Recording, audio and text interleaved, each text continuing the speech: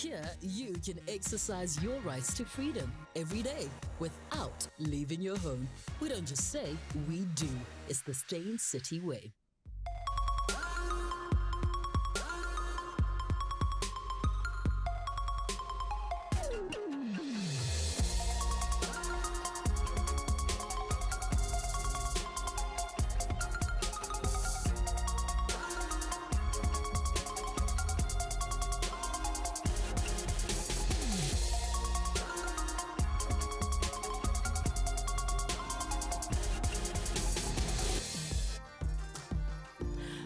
Hello and welcome to Real Talk with myself, Anele Mdoda, coming to you live on SABC 3. We hope you had yourself a fantastic weekend and you're looking forward to the show. This is why we've got a jam-packed one for you. My guest today has had us in stitches for over a decade and has now taken his comedy to the world. He's been to Dubai, London, Edinburgh. I always say Edinburgh wrong. I always say Edinburgh. Apparently it's Edinburgh, Australia, New York, not to forget the much talked about appearance on 50 Central. I am talking about Loyiso Gola. You'll hear from him a little bit later on the show, find out what he's been up to, what he's working on, what his next moves are, all of that. But right now, let's talk about the weekend. Gugu Mhlugu joins us to talk about the weekend roundup for all the things that had us WhatsApping each other. Okay, so on your WhatsApp group, I don't know with who it is, Gugu. What was the main thing that was being discussed on that group? Sure, it's been a busy week, hey? Right? So Serena's wedding in New Orleans. Yeah. Beautiful. Uh-huh. And what was interesting was, so she had bedazzled Nikes. Her husband called her the greatest of all time, not just in tennis, saying she's the greatest mom and wife, right? Stop it. But also, the 23 tables were named after all her 23 Grand Slam wins. That, for me, is the one thing that stood out about that wedding. When I read that, my heart melted. And then I was like, okay, so what does she call it? Australian Open 2009, Australian Open 20... Like, what? How did she... It looked like it was just the tournament names. I didn't see years on the pictures that I saw, but I thought that was really nice. But also a young flex on your wedding day. Because usually couples, you know what couples do? They put like their destinations, like the places that they've been on holiday together. But for Serena, when you're Serena and you've got Beyonce and Kim at your wedding, I mean, that's how you do it. What I did like though is the fact that we didn't have the Solange poses. I'm tired of the Solange poses. I love the Solange poses. I'm tired. They have them. People are doing it at funerals. People are doing it at baby showers. People are doing it at graduations. People are doing it at groceries, places where they do groceries. Can we stop with the Solange poses? But can we at least get 5 years with the Solange poses? Because they were so beautiful. The way they were placed, the all white. Just, can we have 5 years with the Solange poses? And then we'll look at something new. We've only had about, what, 2 years? I think we still have another 3 years in the Solange poses. What else happened? Also, we saw very interesting developments in Zim. The protest action, we heard from President Robert Mugabe yesterday, who was expected, rumored, speculated to resign. It was more of a, hello, how is everyone? Here are my thoughts. Good night. What are his thoughts? Because everyone was going on about his speech and I felt really out of the loop because I didn't see any of that because I was literally out the entire weekend. What are his thoughts? What's he saying? Because I read somebody's Facebook update and they said basically Robert Mugabe called us to say your concerns have been noted. Yes. Thank you. So he noted and said, he says there's been this action, the military intervened, but he said the military didn't break any laws. It was all very collegial, very cordial. He remains the commander-in-chief. He's also noted the issues that have been raised during the course of the week, i.e. people asking him to step down. These are issues. These are issues. He also spoke about the economy going through a rough patch. Oh. Okay, Fair. okay. He also spoke about the intergenerational issues between young and old members of the party, saying, but we have rules to deal with these, and we'll deal with them at the upcoming Congress, where I will be presiding over the Congress. So basically saying, I'm not going anywhere for a while. Yeah, so that was when it was pretty clear. It was about two-thirds into the speech. That's when it was pretty obvious that, no, Uncle Bob's not going anywhere. And then there was a strange swapping of pages between him. One general took a paper and put it underneath him. And then the one fell and then they picked it up. And so there were conspiracy theories about, was the speech swapped? Did he read the wrong speech? And then at some point he said, well, it sounded as though he was saying, this is the wrong speech. Other people said, this is a long speech, because it was a long speech. So lots of conspiracy theories about what happened there. He was also given a noon deadline today. Otherwise, he's going to be impeached. What happened at noon? Nothing. Well, as in he didn't do anything. My cry is I was looking at that table where he was doing the speech and there were generals behind him. And I was just like, it is very unbecoming to not have a plate of Mari biscuits or rusks or something in there. Can you imagine how you'd have done this if you kept on like taking a rusk and dipping it into Roy was like, so what I'm saying? Right, it was strange to me and I'm like, all these adults pine nut and no pine nut and tennis biscuits. It's very un-African, Robert. Very un-African from my side. I'm quite upset with you. I call rusks, I call your choice assorted. Yeah. I mean nothing. I'm upset. I mean the tablecloth was correct. It was the kind you have at Christmas. Right? That kind of looks and then like nothing else. I was like, this is fake, all of it. So let's talk about Justice League then. So Justice League is out, hotly anticipated. It's got The Flash, Superman, Batman, Aquaman, played by Jason Momoa, Wonder Woman, played by Gal Gadot. And Wonder Woman did phenomenally well. The standalone movie Wonder that came Woman, out this year. So much so they've signed on and they apparently started production on the second one. And it's largely considered that this is DC's Marvel alternative. Because you know the Marvel universe has Hulk, Thor, Iron Man, Hawkeye, the Black Widow, Spider-Man. All of these things to me are X-Men. Like, I look at any superhero and they're X-Men. X-Men. Apparently, I'm wrong. You are wrong. Okay. And there are two very distinct universes, the Marvel universe and the DC universe. And for a long time, the Marvel universe as a collective has been crushing it. Okay. The DC offerings on their own, Superman, Batman, have done relatively decently. Okay. And so there was a lot of hype around the Justice League. I mean, what is Aquaman going to do, even if he's played by the gorgeous Jason Momoa? And the numbers aren't looking great, the opening weekend numbers, but they can still come back from it. Apparently Wonder Woman's fantastic. Superman shows that he is the alpha superhero. Because there's this argument, are you a Batman fan, are you a Superman fan? Apparently that's settled. Guys, I don't see how we're fighting between Batman and Superman. I don't know much about this, but if Batman still has to find parking when he comes to save you, and Superman can just land and save you, I suppose Superman is the winner. Let's talk Brian Molefe before you go. So Brian Molefe, it appears, I feel is a little bit misunderstood. I think he's the kind of man who wants to serve his country in as many capacities as possible. So we've seen him as CEO of 3 SOEs now. We've seen him as a member of parliament. As a member of parliament. Now, according to the City Press over the weekend, a colonel, an honorary colonel in the SANDF. Apparently he's a reservist. He's been serving since 2009. He recently got a promotion and he's making decent money, and that's his latest role in the SANDF. Some controversy, the union saying they're going to challenge the legality of it.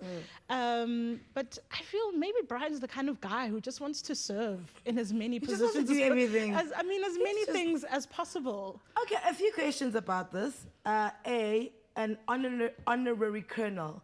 Is that a thing, or has it been made up immediately? It is a thing. Okay, it's a but thing. It also, even though it doesn't relate to experience as someone in the military, so working your way up the ranks, there are some T's and C's about your qualification. And apparently he came in and he was given the position on recognition of his work he did with some of the auditing work for SANDF. So there are T's and C's. You don't just become... It's much like being a chef in the army. You can still call yourself a soldier. You could have been out there frying eggs and bacon and some mushrooms. But you served in the army. Okay. Yeah. You know how everyone used to say that Oprah's best friend, has got the best job in the world. Her job is just to be Oprah's best friend, and that's her life. I think Brian Molefe has actually got the best job in the world, being whoever he is his best friend, because they're always getting him jobs. But also, I think when the movie based on his life is made, The Life of Brian, and I think it was Monty Python who had a comedy called Life of Brian. I think it's going to be really interesting. From CEO to MP to retired, not retired, on maternity leave, not on maternity Crying leave. on TV. It's going to be really good viewing. Brian, you are amazing. Stop it. That's all we have time for now with Gugu Mhlungu for the weekend roundup. She'll be back a little bit later for a bit of fun and games with Loyiso Gola. But on the other side of this, the tall man, he's the one who passes you the things on the shelf at the top there. You're like, Loyiso, Loyiso Gola, he's in studio. Stay with us.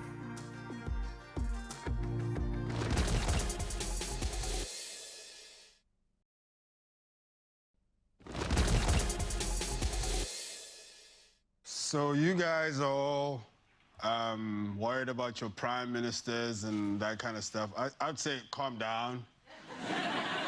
Because I'm from South Africa, and the guy who's the head of state now was facing 763 charges before he became the president.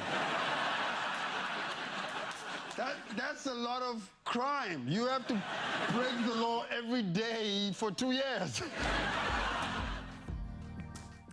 So Loyiso has been performing comedy for almost 17 years and has graced the stages of most major festivals and events from humble beginnings, performing with the Cape Comedy Collective while he was still in school. From the days he used to job shadow comedians such as Riyad Musa, Kurt Skundrat and Stuart Taylor, hoping for a big break one day. He has since evolved into a professional, award-winning comedian. He's gone global, performing on world stages, anchoring his own groundbreaking satirical news show, which earned him 2 Emmy Award nominations, and is recognized as one of the most gifted comedians South Africa has ever seen. He's also the first South African to debut on a not-so-traditional online space, and I never know how to pronounce this word, but I'm gonna go for it, Vimeo, and he won the South African Comedy Award in 2007. Help me welcoming 2-time Emmy-nominated comedian and all-around nice guy, Loyiso Gola. Thank you so much. Oh, what a professional you are. Right? I always go like, yo, Anele is such a professional. I know, but I mean, I've been talking since I was born, so, you know. That's cool. You see, That helps. You see, unlike comedy where you haven't been funny since you were born. Oh, crazy stuff. I couldn't talk once for 2 days. There was this older dude in my neighborhood when I was a kid. I was like a kid, and then he said we must stick tongues into his deep freezer. You know how the thing... Oh yes, when you lick the side of the deep freezer. And then my tongue stuck, and then I pulled, and then it ripped the bottom of my tongue, and I couldn't talk for 2 days. And I went home, and then my parents kept on asking me questions, and I kept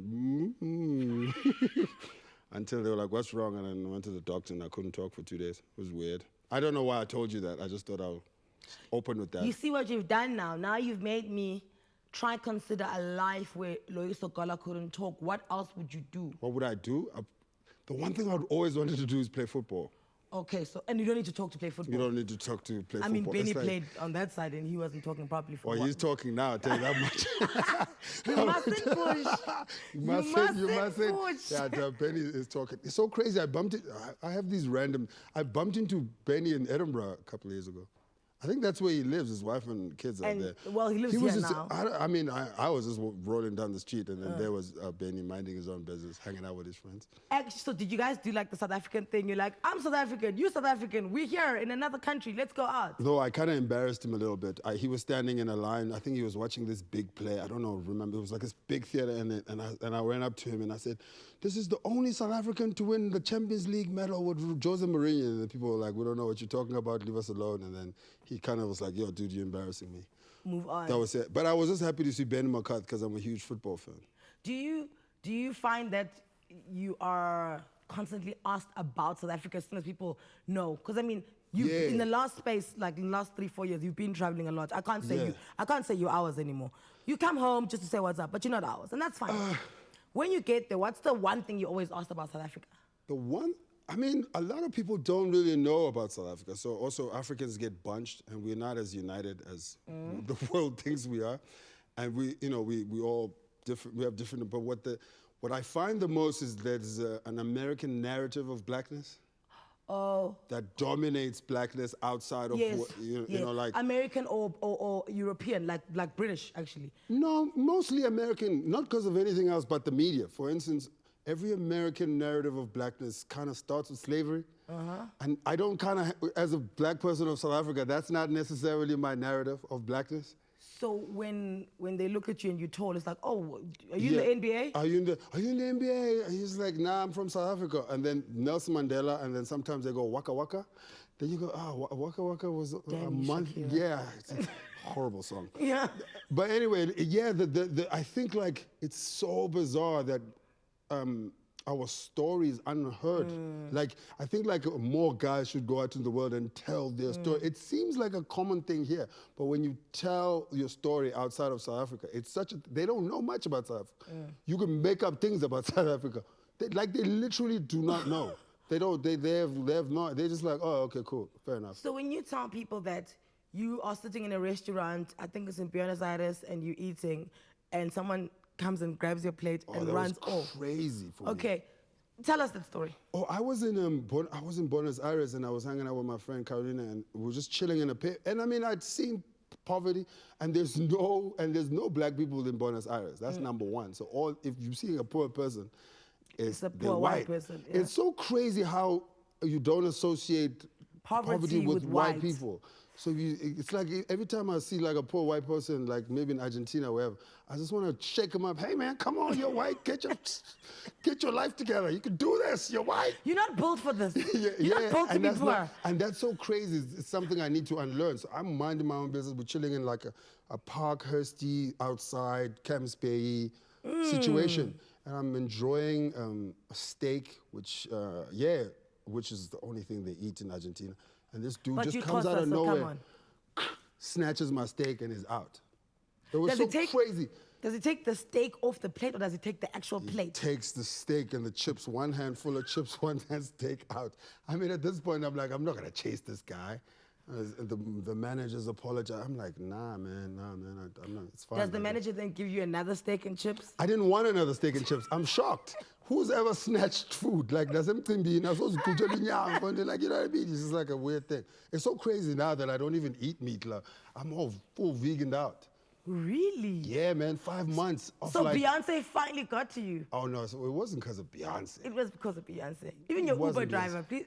Oh, my Uber driver, there was a woman, like, and I said, she was listening to a Beyonce song, and she's in the mood. I'm like, oh, can I listen to some 702? And she's like, no, I was thinking like this. And I didn't even fight it. I was like, Beyonce fans are like, I don't ever want those kind of fans. Really? No, that's too, it makes me inhuman. It makes you like inhuman. Like, and Beyonce is, for the most part, human. Have you checked? When was the last time you checked? Is that Beyonce? Yeah, Beyonce is superhuman. I remember watching Beyonce like 2005. She did a concert of her first album in Ellis Park.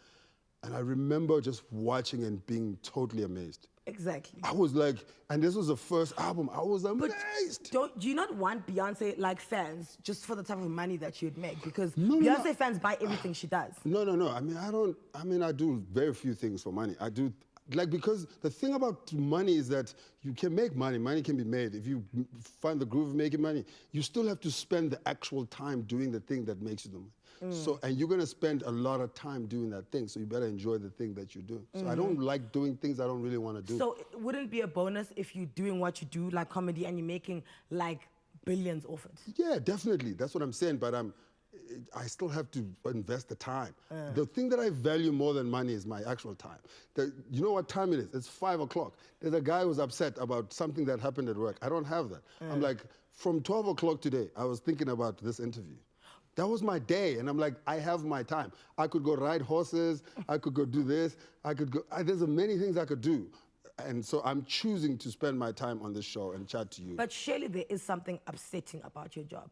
In every job. You see, I don't believe in that notion, find something you love and you'll never work a day in your life. Nonsense. I love being on TV, I love being on radio. But some days are work. Yeah, but it's work most of the time because you're trying to perfect the craft and stuff. But I don't approach life that. I approach life in a quite different way. I don't thrive for happiness.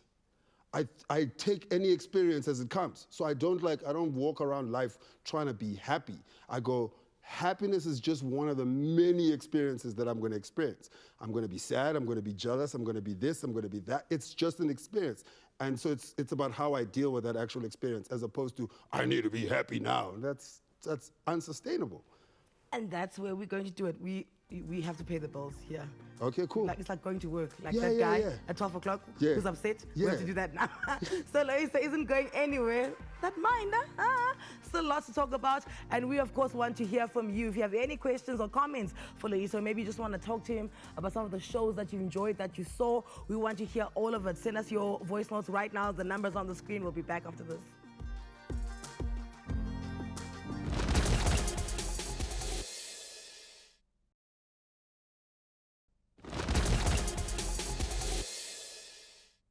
For more on this, let's cross to our Africa correspondent, Loyiso Gola. Loyiso, Mugabe spent $1 million on a birthday party while Zimbabweans are wallowing in poverty. Well, Charlie, it sounds like you guys are encountering the rock and roll behavior of President Mugabe for the first time. sorry to disappoint you, but this is not the craziest thing he's done as the head of state. So the comedy fraternity was first made aware of his talents when he won the Sprite Soul Comedy Competition and was the runner-up in the professional category of the Freshest 5 Comedy Competition upon his arrival in Johannesburg at the age of 19. But he shot to the top of South African comedy with his show Late Night News and continued presence on the stand-up scene. He has come a long way since the TV shows that he was on, like Fat Joe Live, Pure Monati Show, and Dinner with the President. And what a great pleasure to have him on the show today. Now, every interview that you've been on, say in the last month in South Africa, it's always, yes, you've had a great year. What a great year you've had. Doesn't that like unsettle you a little bit? That like, it's almost like you were expected to do major things purely because you got on a plane. Yeah, but you remember, I don't approach life that way. I'm just enjoying the thing that's happening at the time. Like for instance, right now, I'm fully focused on having this conversation with you. And so I live life in these increments of like enjoying the actual moment. So if I'm doing a small club or doing a big venue or doing whatever, I'm in that moment. So there's an ultimate thing that I'm trying to do, but in the meantime, I'm enjoying the thing. Because what I think, this could sound deeper than it actually is, it's not. People have goals. So let's say the goal is 5 years, and so you set the goal. And then you achieve the goal, and say the goal was a 5-year goal. So those are 2 moments. Maybe when you set it and when you achieve it. When you achieve it, those are 2 moments. If you calculate them, they'll probably be like 10-minute moments. Okay. Right? But what happens in the 5 years? Is you trying to work for the goal. Yes, but you have to enjoy that. You have to live. You have to live and enjoy and be like, you know what I mean, and work on yourself. Otherwise, you're just living for these 2 goals, and that's not really life, because the goal could take 12 years and you've missed 12 years. You have the thing you want, but you haven't really experienced. You didn't enjoy getting You didn't enjoy anything. You didn't enjoy anything. Did you find that was what was happening with you, that you had these goals, but you weren't enjoying doing other things on the way to the goal? Yeah, I was like obsessed with the goal, and now it's just like, just enjoy the thing. So what was the goal? The goal is to do stand-up. So I have a lot of opportunities that are presenting themselves, especially for the year of 2018 globally. So this is not the great year, next year is? Oh, it could not happen. Okay. It's all the meetings that I've had. It could not happen, but okay, let me put it to you like this. I've not been in one city or country for more than 3 weeks this whole year. Okay. I've just been moving, and I enjoy that. Like, I get to another place, you know, your brain, you know, like, and I'm doing stand-up to a totally new group of people, and then I move to another city. It's great. I love that. I enjoy that. Unlearning, because and I love that. I love the Unlearning, but we're gonna chat about it later because it's the name of your new show. So in your Unlearning, because for me, every time I've interacted with you, your goal was to be a nomad, was to belong nowhere, was to travel all the time. So then your goal isn't necessarily to do comedy. Your goal is to not belong anywhere. I thoroughly belong in South Africa, but I get what you're saying. I do want to be very fluid and move and to not be held down by not things. To be in. So one thing I had to unlearn is to not hold on to possessions. And that's such a liberating thing, to go, I like these shoes, but I don't need them. I don't need this car, I don't need any of this thing. And so in learning that, I sold a lot of stuff and just went, I don't kind of need this stuff. I literally know, and man, the journey of unlearning what you've been taught is such a great thing, because you get to unpack yourself a bit more. But how do you differentiate between, you know, because yes, unlearning is great because there's many things that were not what you felt about something, but what your parents or what society felt about it. And then you have to decide to make up your own mind. Right. Many things, but also there are many things that are right about what you learn. So then how do you differentiate between what to unlearn and what to keep learned? Well, first, the biggest thing is you have to understand the process of learning comes in different ways. So if you learn, the way you learn how to treat women is not necessarily seeing, for instance, you will see, like, if your mom comes home every day and she cooks for your dad, your dad is not abusive to your mom. They have a very cordial relationship. But her role in the household that you grow up in teaches you how to treat women. Do you understand? She's always bringing this plate to you, and you're just like, whoa. And then when you're like 30 and you're like, And then Why is your girlfriend of 2 weeks not bringing you food, and then you flip? Then you're like, You forget that your parents were married for 20 years. Yeah, and your pops was not abusive, and do Yeah. you understand what I'm Yeah. saying? So the teachings come from all kinds of places. So the biggest thing is to try to figure out where these teachings come from and who they are and how they come to you. So if you have a habit and you just go, where do I get that? And you try to unpack that, and it just improves you as a human being. You just get better at navigating life, and life just becomes a way more smooth thing. So give me a habit of yours that you had to unlearn. My eating habits. Really? Yeah, I think like our information of food is a big thing. People, we used to eating meat, we used to doing this, we used to drinking, and when you go, yeah, but the health risks of those things are quite insane, and so people know the things that help, but they don't know it in detail, the information. So I had to unlearn what I put into my body. Because like you're a Xhosa man, so you're supposed to love meat, you know? And you can navigate that. I can navigate it. And you know, and it's as simple as that. I mean, you know, it's just, you know, I'm not here to convert people into my world. I'm just like, this is how I'm flowing at the moment. So, do you find that this new, I don't want to say phase because it's, okay, the new chapter, the new chapter, the new enlightening in your life is maybe making you less funny? Because I always find that, no, really. I know what you mean. You know what I'm saying? Yeah. I always find that when people stop what their essence was, the essence of why we love them or why we found them funny, then it's like when Sam Smith lost weight. I'm like, oh, will he still be able to sing? Because Sam, we liked you fat. You know? When Richard Pryor went to Africa and discovered his root. Yeah, I know what you mean. When people become enlightened, it's almost like they lose that texture that we liked of them. Is it not? Are you not scared that I'm obsessed with stand-up comedy, right? So I have like a mild obsession with stand-up. So what happens is I'm able to not make myself now funny. Like when I'm in London, I work every day in a club.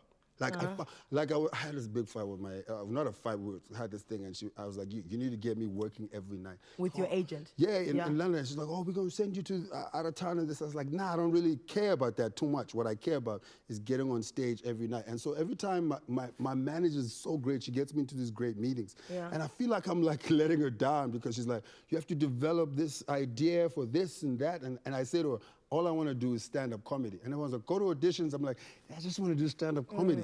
And so auditions for what? For movies? For whatever. For talk shows? So my fear is that you could do all these things, but what happens is what I like more than anything, because remember, I deal with time. That's my currency.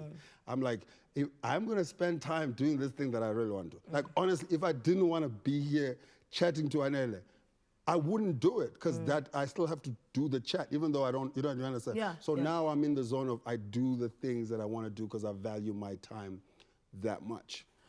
Would you be able to say that and stick to that and live that if you weren't successful in comedy?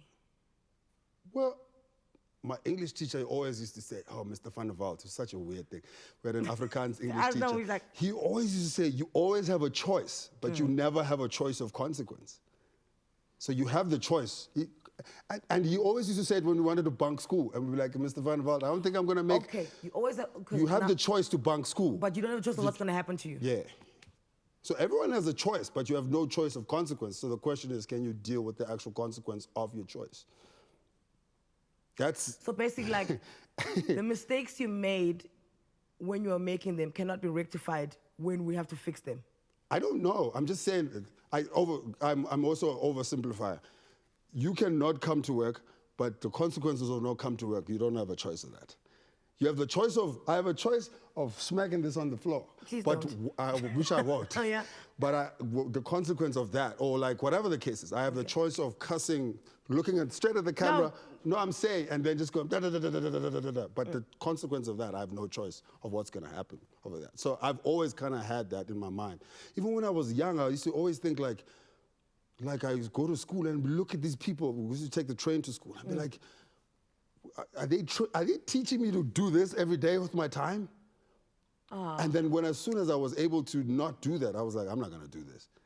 So, a thinker masquerading as a fool Hilarious and heartwarming, brought down the house. These are some of the comments made about Loyiso and his shows. Whilst you refresh that cup of tea or whatever it is that you drink, I'm not telling you that you have to drink tea. Really, your cup could be full of anything. It really is your choice. We're going to be sifting through some of the voice notes that you're sending. We'll play them on the other side. Stay with us.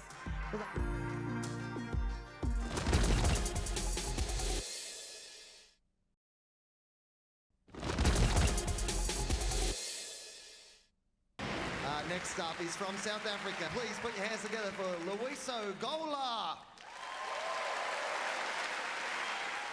Hello, Melbourne. It's nice to be here. I'm from South Africa. We have 11 official languages, right? 11 official languages, right? Like if you greet me in my mother tongue, which is Xhosa, one of the possible responses could be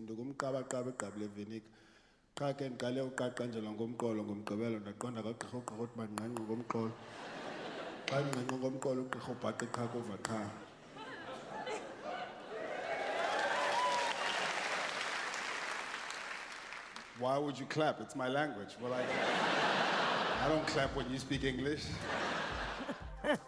He's gracing some of the world's big stages, from Edinburgh to New York. His Edinburgh Unlearning show got him a whopping 4-star review from the Scottish paper, The Scotsman, after his performance at a festival that had 3,500 shows that were being showcased, and over 1,000 of them were comedy shows, and his stood out. He debuted on the British TV show Mark the Week, joined the cast of the new satirical show The Weekly with Charlie Pickering, and has now made his US TV debut appearance on 50 Cent's show 50 Central. We are chatting to Loyiso Gola.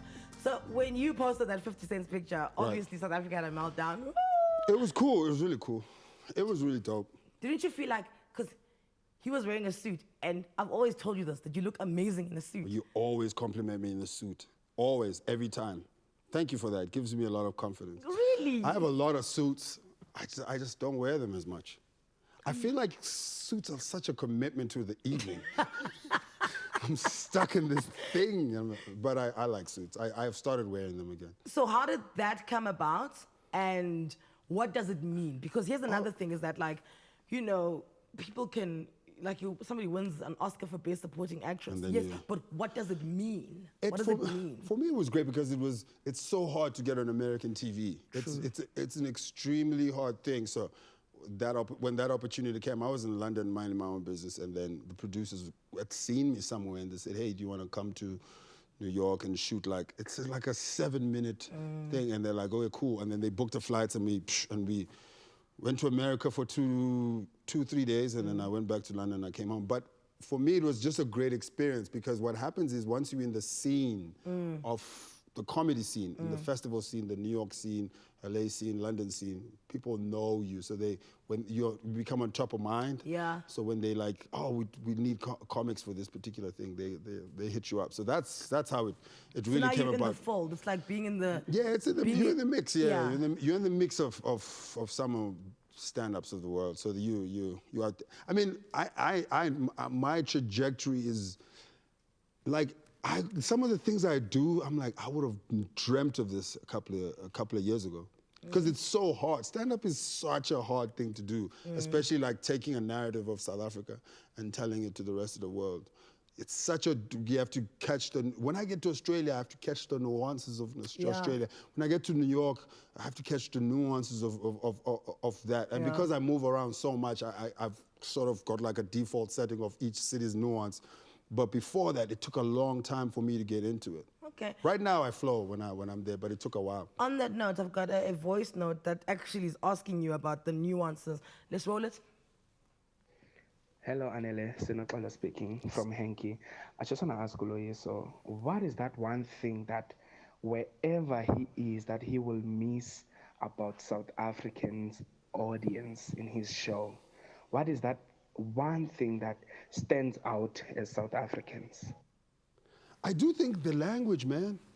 I think the bona cause khona manje isilungu singasikhumisha kuthini kodwa khona into zikwazi ucacisa kahle ngesikhosa uve na uqola ba yandi icacisile le. It's like I was saying, there's a way to say okay in English, it's okay, and then there's a way to say okay in Xhosa, okay. Okay, you know what I mean? Okay. Okay. Yeah. You know what I mean? And you know what I'm saying? Yeah. So I miss like this, just the idea of dizothetha into, and people know exactly what I'm about. Like if I say, hey, when are you like things? If you say that in New York, people are like, what things are you talking about? Like, it's so crazy. Like, you could be like black people, and I miss like just when they say this, and I get it. Like a black person will be stuck in traffic, and they'll be like, hey, that traffic ya porra. And you're like, you can't say that. Traffic is boring. This traffic is boring. Like Americans are like, what are you talking about? So I miss like this idea of we've created our own language that we understand. Yeah. I must say, particularly as black South Africans, whereas we take English word and it means totally something different. Like if you get 20 million, so I took totally 20 meter. 20 meter. It's like, yo, what is that even? That's what I miss. That's what I miss the most about doing stand-up in South Africa.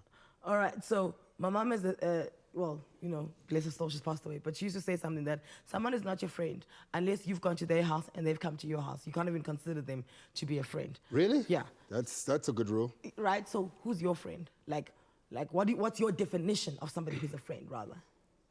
It's so crazy. I still have chat with my friends who I knew when I was 12. And we, what would be the thing? For me, it's like reaching out. It's like just checking on my well-being. Yeah. You know what I mean? And just be like, hey, are you okay? Or like, and you don't want to lift, you don't want boring anything. You're just saying, yo, and I'm like, and I'm like, I'm just checking if you're good. And then, yeah, and for me, I still like just and it's weird to people when you just go, hey, are you good? Because what happens is people go through things in isolation. Yeah. And sometimes people feel like, oh, I could just talk. And so sometimes every time I think of texting someone and saying, hey, how you doing? Yeah. I just do it. Because it takes like 2 seconds. You go, hey, how you doing? And you'll find that that person was going through a bit of a thing and they could just offload on you or reach out to you and you'll just be like, oh, okay, cool. Or it's like an ex, hey, how you doing? You're like, Funan. After the break, Gugu Mhlugu joins us again. We are going to continue having this chat. There'll be fun, there'll be games, there'll be opinions, and we want yours. Don't forget, send us those WhatsApp voice notes right now.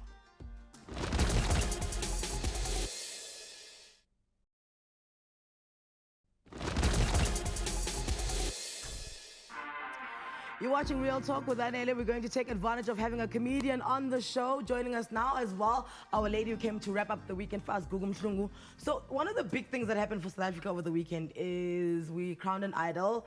Well done to you, Paxton. That's not news for me. Well done. She'll do well. She'll get money. She'll get cars. The runner-up, Mthokozisi, right? He walked off the stage. Yeah, as he should. That's correct. Okay, wait. Oh, no, no, you shouldn't. No, not even like walk off in giving her time to take the moment in. Walked off, refused to do the press conference, which in the history of the competition has never been done. Both winner and runner-up did the conference together. Refused to do that, refused to speak to journalists, basically flipped everyone the bird and was like, I didn't win, sour grapes, I'm out of here. He's denying the experience, though. What experience? The experience of failure and just take it in. No, this reminds me, in high school, I didn't get head of house, which I really, really wanted. And you thought you deserved nationally. And I thought I was worthy of head of house. I get that. How has head of house would have helped you in your life going forward? No, but at the time it mattered, right? I was 17 and it was a big deal. When you were applying for a job there at 7 Notice, is there anything you didn't mention in the CV? Oh yeah, I was head of house. What are you talking about? But now, when my good friend was crowned, and I remember her name was Robin, I was distraught. I couldn't go up there.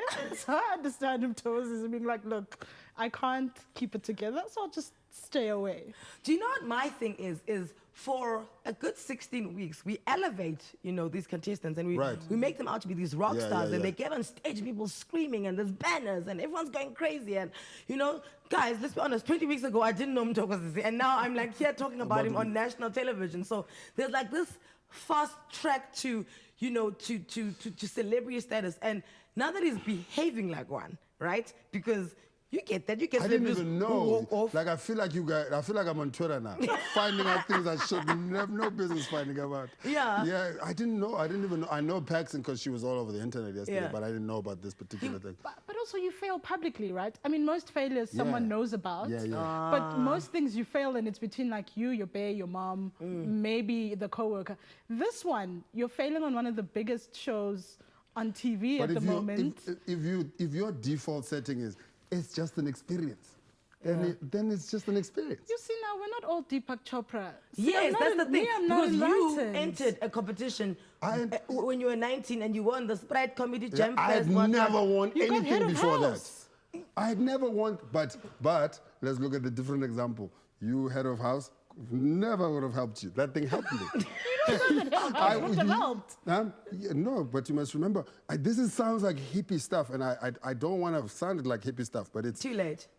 Yeah, but you remember the world is constantly conspiring to help you. So whatever it is. So sometimes the whatever it is, you can contribute it to God, whatever. It's giving you the thing. How many failures have you had? But look where you're sitting. How many failures have you had? Look where you're sitting. How many gains have you had? Look it doesn't matter. It's like just flow with life. But Life at is the happening. time, it hurts, right? Yeah. Of course, in retrospect, you're like, Yes, all of this work together. but the hurt is the experience. Yeah. You cannot experience ultimate happiness if you haven't been to hurt. These things live How do you know what happiness is if you don't know what hurt is? Is that what you're saying? Yeah, you gotta experience the hurt to know what the thing is. It's like if you were happy the whole time, then happiness is not an experience.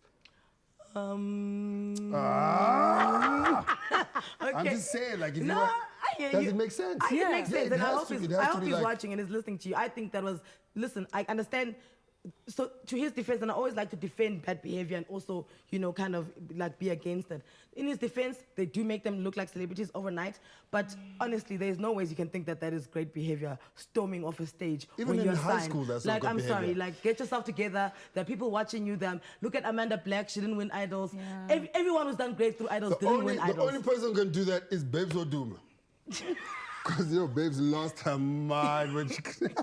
Is this at the, no more, Nanny, no more. I was like, oh, Babes. But then you apologize. Yeah. But Babes had the biggest song in the country at the time, so she was kind of warranted.